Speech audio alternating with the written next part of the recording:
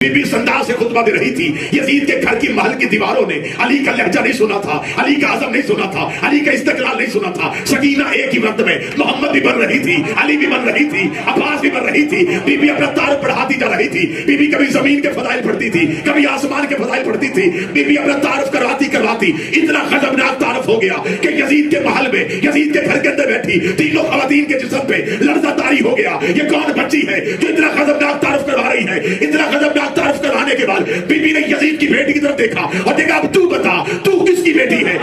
عصمت کی ہاں بچپنا نہیں ہوتی, وہ اصغر ہے, لیکن یہ بھی ذہن میں رکھنا وہ علی بھی ہے. جو اردو الفاظ سمجھتے ہیں, جو ادب سمجھتے ہیں, اصغر کہتے ہیں چھوٹے کو, علی کہتے ہیں بڑے. جن کا اصغر بھی علی ہو, اصغر ہے لیکن علی ہے. اور یہ بھی ذہن میں رکھنا اصغر سے پہلے علی ہے, پہلے علی ہے اور پھر اصغر ہے. پہلے بڑا ہے پھر اصغر. بلوغت شرط ہے, ایک بالغ گواہی کے برابر اصغر کی گواہی. اب ایک گواہی کربلا میں ہو گئی, ایک گواہی اگلے معصوم کو شام میں چاہیے. یہ ذہن میں رکھنا وقت بیتا جا رہا ہے اور موضوع کھلتا جا رہا ہے. ہر علی کے لیے ایک فاطمہ کا وجود ضروری ہے. اگر کوئی اس دور کا علی ہوگا تو اس دور میں اس علی کے ساتھ ایک فاطمہ کا وجود ضروری ہے. کربلا میں حسین علی ہے, زینب فاطمہ ہے, شام میں سجاد علی ہے, سکینہ فاطمہ. سوال پیدا ہوتا ہے, شہزادی پہنچ گئی شام, ذہن میں رکھیے گا خون خطبہ آنسو, خون حسین کا, خطبہ زینب کا, آنسو سجاد و سکینہ کا. جب شام میں پہنچے تو شام میں پہنچ کر بی بی زینب سے بات اللہ علیہ جو فاتح شام شہزادی, انہوں نے خطبہ دیا تھا دربار یزید میں. یہ بات ذہن نشین کرنے والی, بی بی کے خطبے یا بازار شام کا ہے یا دربار یزید. جناب سکینہ نے دربار یزید میں خطبہ دیا, بی بی سکینہ نے خطبہ دیا ہے قصر یزید میں, یزید کے ذاتی گھر کے اندر. اب گھر کے اندر والا خطبہ زیادہ مشکل تھا, کیونکہ جو دربار میں دیا گیا تھا اس میں درباریوں کو بٹھایا گیا. بازار میں ہجوم تھا, دربار میں یمن, روم, جگہ جگہ سے آئے ہوئے سفیر اور اس کے وی آئی پی مہمان دربار میں تھے. آؤ بتاؤ میں کہ میں نے کیسے بدلہ لیا ہے. وہاں بی بی نے خطبہ دیا. ایک ایسی منزل آئی, میں فضائل پڑھ رہا ہوں, جب یزید نے کہا کہ کیونکہ میرے گھر کی مستورات دربار میں نہیں آ سکتی, دربار میں لوگ زیادہ ہیں, تو لہٰذا ایسے کرو کچھ قیدیوں کو تھوڑی دیر کے لیے میرے گھر کے اندر بھیجو تاکہ میرے گھر کی خواتین ان قیدیوں کو مل سکے, ان کو دیکھ سکے. اس نے اپنے گھر میں 3 عورتوں کو بٹھایا, ایک یزید کی زوجہ, ایک یزید کی بہن, ایک یزید کی بیٹی. اب میں جناب سکینہ کا کردار پڑھنے لگا. یہاں تک میں لے کے 45 منٹ لگے مجھے کردار سکینہ کو یہاں تک لے کے آنے. اب 3 عورتیں یزید کے گھر کے اندر بیٹھی. ایک یزید کی بیوی, اس کا نام بھی ہندی, یزید کی بہن, اس کا نام بھی ہندی تھا, اور یزید کی بیٹی عاتقہ. یہ جو عاتقہ بیٹھی ہے یہ صرف ایک ملعون کی بیٹی نہیں, یہ آنے والے دور میں ایک ملعون کی بیوی بنے گی اور 11 ملعونوں کی ماں بنے گی. یہ صرف ایک قاتل امام کی بیٹی نہیں, ایک قاتل کی بیوی بنے گی اور 11 قاتلوں کی ماں بنے گی. یہ اس کی شادی ہوئی تھی عبد الملک بن مروان سے, جو خود بھی قاتل امام تھا اور اس کے بعد اس کی نسل میں 11 ائمہ کے قاتل تھے. اب جناب سکینہ کا کردار کربلا میں کیسے بچا کے رکھا ہوا تھا. جب یزید نے اپنے گھر کے اندر کرسیاں لگائیں اور 3 خواتین کو بٹھا دیا, یزید کی بیوی, یزید کی زوجہ, یزید کی بیٹی. اس نے سپاہیوں سے کہا جاؤ قید خانے سے, زندان سے کہو کہ 3 عورتوں کو میرے گھر کے اندر بھیجے.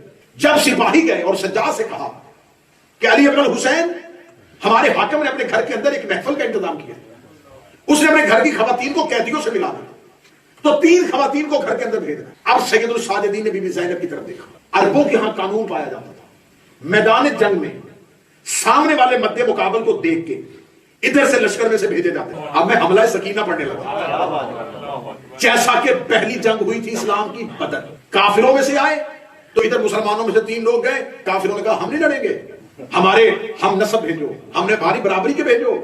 یہ تم نے کن کو بھیج دیا ہے؟ ہم بڑے خاندانوں کے ہیں, بڑے خاندانوں والے بھیجو.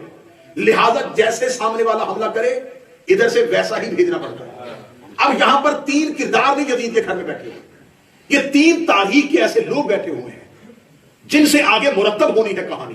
جناب زینب یہاں سے 3 خواتین نہیں بھیج رہے, 3 لشکر بھیج رہے ہیں. بی بی زینب اٹھی, زندان میں نگاہ دوڑائی. بی بی نے 3 ہستیوں کا انتخاب کیا. بی بی جانتی تھی کہ اندر کون کون بیٹھا ہے. بی بی نے جناب ام کلثوم سے کہا آپ اٹھیے, بی بی رباب سے کہا آپ اٹھیے, سکینہ اب اٹھ. 3 بیویاں زندان سے نکلی, ادھر 3 عورتیں بیٹھی ہوئی گھر کے اندر. جیسے ہی زندان سے قصر یزید کے اندر یہ 3 خواتین گئی, یزید کی بہن نے گفتگو کی بی بی ام کلثوم سے، یزید کی زوجہ نے گفتگو کی بی بی ام رباب سے. یہ گفتگو رسمی تھی، رسمی گفتگو تھی. جیسے ہوئی اس کے بعد یزید کی بیٹی عاتکہ ملونہ، اس نے جناب سکینہ کی طرف دیکھا، جناب سکینہ کی طرف دیکھے، اس نے جناب سکینہ سے کہا ما انت تکلما، کیا تو گفتگو نہیں کرتی، کیا تو نہیں بولتی؟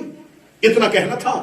اب یہاں پر کردار سکینہ اٹھا. بی بی سکینہ نے دیکھا، بی بی سکینہ نے کہا میں بات کرنا چاہتی ہوں لیکن یہ سوچ رہی ہوں کروں کس سے. میں گفتگو کرنا چاہتی ہوں لیکن سوچ رہی ہوں کس سے کروں، کوئی میرے ہم پلہ نہیں. اتنا کہنا تھا. یہ عاتکہ بنت یزید نے پوچھا تو کون ہے؟ جناب سکینہ کا تو مجھے نہیں جانتی؟ الست تعرفونی، کیا تجھے میرا تعارف نہیں ہے؟ انا بنت الامام، میں امام کی بیٹی ہوں. انا بنت ذو الحسن الحشام، میں عزتوں والے کی بیٹی ہوں. انا بنت صفاء و مروہ، میں صفا و مروہ کی بیٹی ہوں. انا بنت مزمل و یاسین، میں مزمل و یاسین کی بیٹی ہوں. انا بنت کعبہ قوسین و سدرۃ المنتہی، میں کعبہ قوسین اور سدرۃ المنتہی کی بیٹی ہوں. انا بنت صاحب السلونی، میں صاحب السلونی کی بیٹی ہوں. انا بنت خلیل اللہ، میں خلیل اللہ کی بیٹی ہوں. اتنا جامع تعارف کروایا. یزید کے محل کی دیواروں نے لرزنا شروع کیا. یہ کون بچی ہے جس کا لہجہ علی والا ہے، جس کا عزم حیدر کرار والا ہے، جس کی گفتگو میں عباس کی جھلک نظر آ رہی ہے. بی بی اس انداز سے خطبہ دے رہی تھی. یزید کے گھر کی محل کی دیواروں نے علی کا لہجہ نہیں سنا تھا، علی کا عزم نہیں سنا تھا، علی کا استقلال نہیں سنا تھا. سکینہ ایک ہی وقت میں محمد بھی بن رہی تھی، علی بھی بن رہی تی، عباس بھی بن رہی تھی. بی بی اپنا تعارف بڑھاتی جا رہی تھی. بی بی کبھی زمین کے فضائل پڑھتی تھی، کبھی آسمان کے فضائل پڑھتی تھی. بی بی اپنا تعارف کرواتی اتنا خطرناک تعارف ہو گیا کہ یزید کے محل میں، یزید کے گھر کے اندر بیٹھی تینوں خواتین کے جسم پہ لرزہ طاری ہو گیا. یہ کون بچی ہے جو اتنا خطرناک تعارف کروا رہی ہے؟ اتنا خطرناک تعارف کروانے کے بعد بی بی نے یزید کی بیٹی کی طرف دیکھا اور دیکھا اب تو بتا تو کس کی بیٹی ہے. اتنا کہنا تھا. وہ کہتی انا عاتکہ بنت یزید، میں یزید کی بیٹی عاتکہ ہوں. بی بی نے عاتکہ کی طرف دیکھا، پھر مسکراتے ہوئے یزید کی بیوی کی طرف دیکھا اور دیکھا تیری ماں نے تیرے ساتھ جھوٹ بولا ہے. تو یزید کی بیٹی نہیں ہے، تو ایک غلام کی بیٹی. یزید کی بیوی روتی ہوئی کمرے میں چلی گئی. روتی ہوئی کمرے میں جا کے یزید کہتی کس کو بلا لیا تو نے؟ یہ کون بچی ہے جو بول رہی ہے؟ اس نے میرے گھر کا ماحول تبدیل کر دیا. یزید کے گھر میں کوہرام بپا ہوا. یزید کی بیٹی روتی ہوئی کمرے میں چلی گئی. یزید کی بیوی روتی ہوئی کمرے میں چلی گئی. اس ملاؤں نے فوراً دربار سے پیغام بھیجا. اس سجاد نے کس کو بھیجا تھا میرے گھر میں؟ اتنا کہنا تھا کہ سید السعد نے مسکرائے. اب جو سکینہ پلٹ کے زندان میں واپس آئی، سجاد نے دروازہ زندان پہ استقبال کیا. سجاد دیکھ کے کہتے سکینہ کاش کاش کاش بابا تیرے خطبے کو سنتا. سکینہ تو نے حسین کی لوری کا سر نکالا.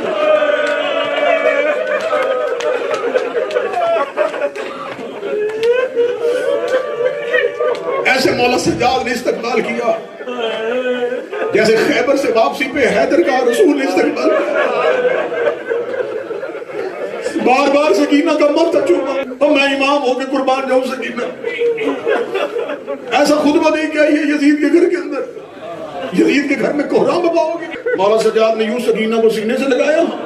لگانے کے بعد تو خطبہ دے آئی ہے لیکن تو بتاؤں یہ امت بڑی ظالم ہے. یہ ایسے خطبوں کے بعد فاطمہ کو زندہ نہیں رہنے دیتی. تو آج فاطمہ بن کے بولا. یقیناً بڑے گوشے ابھی خالی تھے. معصومہ کا بچپن سناتا، حسین سے محبت سناتا. غریب زہرا کی تمنا کا نام سکینہ ہے، حسین کی حسرت کا نام سکینہ ہے. 3 سال کی عمر تھی جب مدینہ چھوڑا. مولا حسین عصر کے نوافل گھر میں آ کے پڑھتے تھے. مولا حسین جب سے سکینہ پیدا ہوئی مولا حسین نے عصر کے نوافل مسجد میں پڑھنا چھوڑ دیا. سکینہ گہوارے میں ہوتی تھی. حسین اپنا مصلی سکینہ کے جھولے کے ساتھ لگاتے. ہر 2 رکعت نفل ختم کر کے سکینہ کا ماتھا چومتے، کبھی سکینہ کی کلائیاں چومتے. کتابیں کہتی ہیں حسین ابن علی طول سجدے کرتے، سجدوں کو طول دیتے، اتنے طولانی سجدے کرتے اور سجدے کر کے کہتے میرے اللہ تیرا شکر ہے تو نے مجھے سکینہ دی ہے.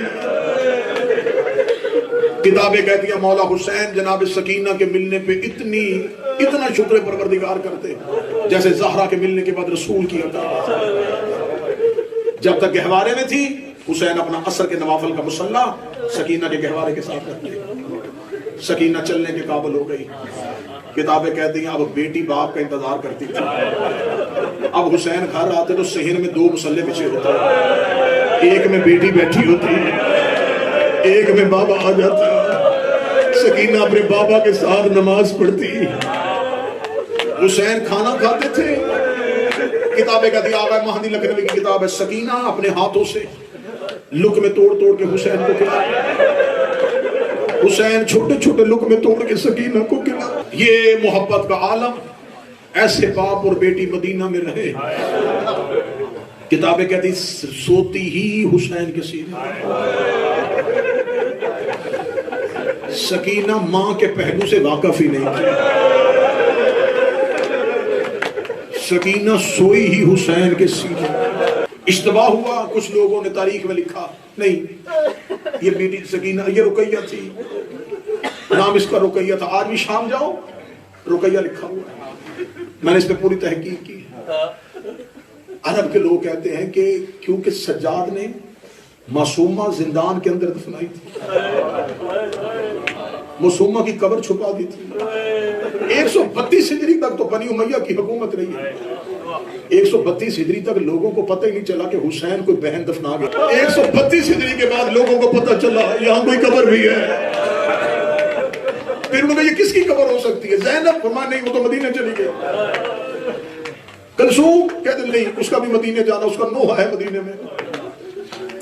پھر عرب والوں کے ذہن میں نام نہیں تھا، رقیہ نام رکھا عرب والوں نے رکت کی وجہ سے، انہوں نے کہا ہمیں نہیں پتا کون ہے، لیکن ایک بچی تھی رکت کی وجہ سے نام رقیہ پڑ گیا۔ ایک روایت ہماری کتابوں میں آئی ہے، اس کے صحیح السند ہونے کی دلیل ہے لیکن تواتر ہے، مشہور ہے کہ جب مسلسل ایک سیدزادے کی گھر میں بیٹیوں کو خواب آتا رہا تو میرا تعویذ قبر تبدیل کرو، میں حسین کی بیٹی ہوں۔ اور کتابیں کہتی ہیں جب وہ سیدزادیوں نے تعویذ قبر کھولا تھا تینوں کی تینوں بے ہوش ہو گئے۔ جب روتے ہی باہر آئیں باپ نے پوچھا کیا ہے، رو کے کہتی آج بھی ہاتھوں میں رسیاں نبی۔ بڑا درد ہے بی بی سکینہ کے مسائے میں، بڑا درد ہے، میں کوشش کروں گا جتنا برداشت کر سکوں اتنا سناؤں۔ یہ بی بی شہادت حسین کے وقت لشکر اشقیاء پتہ چل گیا تھا کہ حسین کی کوئی بیٹی ہے۔ میں جملہ پھر دہراتا ہوں، شاید چیخوں میں جملہ ضائع ہو گیا۔ حسین زندہ تھے جب قاتلوں کو پتہ چل گیا کہ اس غریب کی کوئی بیٹی ہے جس سے یہ بڑا پیار کرتا ہے، کیونکہ قاتل کہتے جب حسین گھوڑے سے گر رہا تھا، حسین خیمے کی طرف منہ کر کے کہہ رہا تھا یا سکینہ تو آؤ میری بیٹی سکینہ۔ حسین نے گرتے ہوئے بیٹی کو بلایا، قاتلوں کو پتہ چل گیا کہ حسین کو کسی بچی سے بڑا پیار ہے۔ بس شام غریبہ جب خیموں کو آگ لگی ہے، جس کے گھر میں بیٹی ہے جگر پھٹ جائے گا، جملہ پورا پڑھو تو ان ملونوں کو حسین کی زندگی میں پتہ چل گیا اس حسین کی کوئی بیٹی ہے، نام اس کا سکینہ ہے۔ جب انہوں نے خیموں کو آگ لگائی ہر کوئی پوچھ رہا تھا سکینہ کون ہے، سکینہ کون ہے، سکینہ کون ہے۔ حمید ابن مسلم کہتا ہے شام غریبہ جیسے تسبیح کا دھاگا ٹوٹتا ہے اور دانے کربلا میں بکھرتے ہیں، ایسے سیدوں کے یتیم بکھرے، کوئی کسی لاش میں چلا گیا، کوئی کسی لاش میں چلا گیا۔ حمید کہتا میں ٹیلے میں بیٹھا دیکھ رہا تھا، ایک بچی کے کرتے کو آگ لگی ہوئی تھی، وہ روتی ہی مقتل میں پھر رہی تھی۔ حمید کہتا میں سوچ رہا تھا یہ بچی کس کی لاش میں جائے گی، یا دور سے گھوڑے سوار آ گیا، اس بچی نے چہرے پہ ہاتھ رکھے، لیکن یا شیخ ہر رائے دابی کہے، اور شیخ تو نے کہیں میرا بابا دیکھا ہے، یہ ملون کا ربان حالت ہے، تو بیٹی کس کی ہے؟ رو کے دی انا سکینہ بنت الحسین، میں حسین کی بیٹی سکینہ ہوں۔ یہ کمینہ گھوڑے سے اترا، اس کے ہاتھ کا وزن زیادہ تھا، سکینہ ریت میں گر گئی۔ حمید کہتا میں دیکھ رہا تھا، اس بچی کے چہرے میں تماچا لگ گیا۔ حمید کہتا میرا دل بیٹھ گیا۔ حمید کہتا میں نے سوچا اب یہ بچی خیمے واپس چلی جائے گی. بچی خیمے نہیں گئی, بچی مکتب میں دوبارہ چلی گئی. حمید کہتا ہے میں سوچ رہا تھا کس کی لاش پہ جائے گی. حمید کہتا ہے یہ ایک لاش پہ گئی جس کا صرف سینہ باقی تھا. یہ حسین کے سینے میں سر رکھ دیا. رو کے کہتی بابا آنکھیں کھول, بابا تیری بیٹی ملنے کے لیے آئی ہے. حمید کہتا ہے میں ٹیلے میں منظر دیکھ. حمید کہتا ہے میں ٹیلے میں منظر دیکھ رہا تھا, یہاں یہ بچی سے لاش اٹھی اور اس نے دوڑنا شروع کر دیا. حمید کہتا میں نے کہا خیمے تو ادھر ہیں, یہ بچی ادھر جا رہی ہے, شاید یہ رستہ بھول گئی ہے. حمید کہتا میں ٹیلوں سے دوڑا, میں اس بچی کے آگے آیا, میں نے کہا بچی خیمے پیچھے ہے. روکتی خیمے نہ بتا, مجھے بتا فرات کدھر ہے. میں نے کہا پانی پینا ہے. روکتی پانی نہیں پینا, میرا سگر پیاسا مارا گیا. میں نے کہا پھر کہاں جائے گی. روکتی وہاں میرا چاچا عباس ہے, مجھے عباس کی لاش پہ لے جا. میں چچا عباس کو بتاؤں حسین کے قاتل مجھے تماشے مار. ایک بار مجھے کوئی فرات میں عباس کی لاش پہ چھوڑ آئے. حمید کہتا ہے میں نے بچی کو اشارہ کیا, بچی سیدھی جاتی جا, یہی فرات کا رستہ ہے. حمید کہتا میں ٹیلے میں بیٹھا تھا, وہ بچی فرات کی جانب دوڑنا شروع ہوئی. حمید کہتا میرا دل بیٹھ گیا, کاش میں یہ منظر نہ دیکھتا کہ کچھ گھوڑا سواروں کی نظر اس بچی پہ چلی گئی. انہوں نے اپنے گھوڑوں کو اس بچی کے پیچھے دوڑایا. حمید کہتا میں نے پہلی بار دعا کے ہاتھ بلند کیے, میں نے کہا میرے اللہ ان ملعونوں کو بچی نظر نہ آئے. حمید کہتا میں پیچھے دوڑا, یا ان کمینوں نے اس بچی کو گھیر لیا. انہوں نے اپنے گھوڑوں کو اس بچی کے گرد چکر میں لگایا. یہ بچی سہمی ہوئی ریت میں بیٹھی تھی. حمید کہتا اس کے چہرے پہ نیلے نشان تھے. حمید کہتا کاش میں مر جاتا, میں یہ منظر نہ دیکھتا. ایک کمینے کی نگاہ چاند کی چاندنی میں اس بچی کے دروں پہ چلی گئی. یہ ملعون گھوڑے سے اترا, اس نے دروں کو کھولا نہیں, اس نے دروں کو چھینا. بچی کے کان سے خون چشمہ بن کے ابلا. اجازت ہو میں پڑھوں, برداشت کرو تو میں سکینہ کے درد پڑھوں. 4 سال کی ام المصائب در چھینے گئے, کنڈیاں نہیں کھولی, دروں کو چھینا, دروں کو چھینا, دروں کو چھینا. میں خدا کی قسم منبر پہ کہہ رہا ہوں, میں ڈر رہا ہوں کسی سید کا جگر نہ پھٹ جائے. جب یہ در واپس ہوئے تھے, امام باقر کہتے ہیں میرا بابا غش کھا گیا, کیونکہ دروں کے اوپر سکینہ کے گوشت کے ٹکڑے لگے تھے. کرتا چلا ہوا, کان پھٹ گئے, چہرے پہ یتیمی کے تماچے, سہمی ہوئی آ کے جلے ہوئے خیموں کی اوٹ میں بیٹھ گئی. ساری رات بیٹھی رہی, لیٹ سکتی نہیں تھی, کان زخمی تھے, بات کسی سے کر نہیں رہی تھی, بابا مارا گیا تھا. سہمی ہوئی بیٹھی تھی. یا 11 محرم کی صبح آ گئی. میں ایک ایک روایت کربلا سے لے کے آیا ہوں. میں تمہیں رلانے کے لیے نہیں, میں اپنی عبادت کے لیے مصحف پڑھ رہا ہوں. سادات وغیرہ سے رات 11 محرم کی صبح آ گئی. ان ملعونوں نے سواریاں کھڑی کی. انہوں نے کہا ایک ایک بی بی اونٹوں پہ سوار ہو جاؤ. بی بی زینب بدے ہاتھوں سے ایک ایک کو سوار کرواتی رہی. بی بی زینب کی آواز آئی سجاد سکینہ کو میرے ساتھ بیٹھنے دینا, یہ رات کی زخمی ہوئی ہے, میں اسے اپنی سواری میں بٹھاؤں گی, کیونکہ مجھے حسین نے وصیت کی تھی زینب میری بیٹی کا خیال رکھنا, میرے بھائی کی امانت ہے. میں سکینہ کو اپنی سواری میں بٹھاؤں گی. جب بی بی زینب سکینہ کو سواری میں بٹھانے لگی, شمر ذوالجوشن ملعون اور سنان ابن انس, حسین ابن نمیر, یہ ملعون آئے. انہوں نے آ کے اس بچی کو کون بٹھائے گا. زینب کی آواز ہے میری سواری میں بیٹھے گی, میں غلط پڑھوں مجھے حسین معاف نہ کرے, تو رو کے ماتم نہ کر سکے, تو جانے سکینہ جانے. یہ ملعون دے کرے یہ بچی کسی کے ساتھ سوار نہیں ہوگی, اس بچی کو علیحدہ اونٹ میں بٹھاؤ. ان ملعونوں نے ایک اونٹ منگوایا. سکینہ رات کی زخمی تھی, سکینہ اونٹ میں بیٹھی. میں نے حسین زامن دیا ہے. ان ملعونوں نے سکینہ کے پاؤں اونٹ کے ساتھ رسی سے باندھ دیے. رسی کے ساتھ سکینہ کو باندھنا تھا. زینب اونٹ سے گر گئی. رو کے کہتی او ملعونوں، اور میری 4 سال کی بچی، اور ظالموں، اور میری سکینہ کا بدن لہو سے تر ہو گیا. سکینہ کربلا سے شام تک اتنی زخمی، کتنی زخمی ہوئی، چھوڑ دیا. جتنا رونا تھا وہ تم رو چکے. اس سے زیادہ بشری تقاضا بھی نہیں ہے. مجھے علم ہے کہ مجمع میں اکثریت سادات کی بیٹھی ہوں. سیدوں سے یہ درد برداشت نہیں ہونے، حسین کی بیٹی کے درد نہیں سننے جانے. بس میں ایک نوحہ پڑھنے لگا ہوں. میرے بعد نوحہ پڑھا جائے گا. لکھا بھی شاعر میں ہوگا، پڑھیں گے بھی نوحہ خان.